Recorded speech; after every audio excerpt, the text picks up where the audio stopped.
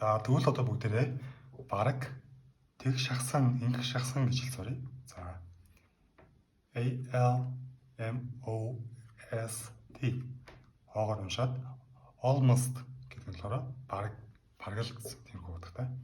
Одоо жишээ нь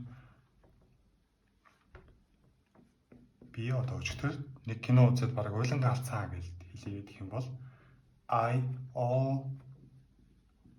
almost гэмүүдээ cry гэж white-а болохоор ойлгох гэсэн үг. Гэхдээ өнгөрсөн цаг болгоод cried болонгуудаа би яг уйлангаа алдсан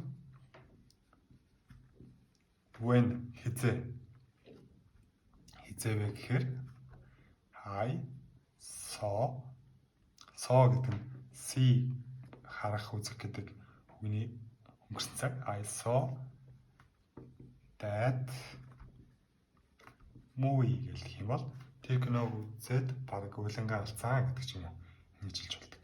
За тэгээд бас одоо жишээ I almost гингүүдээ даана орж байгаа үйл өгөөд нь дандаа өнгөрсөн цагаар орж байгааг бид нар анзаарах хэрэгтэй. Яг тэгингээ алдсан гэдэг.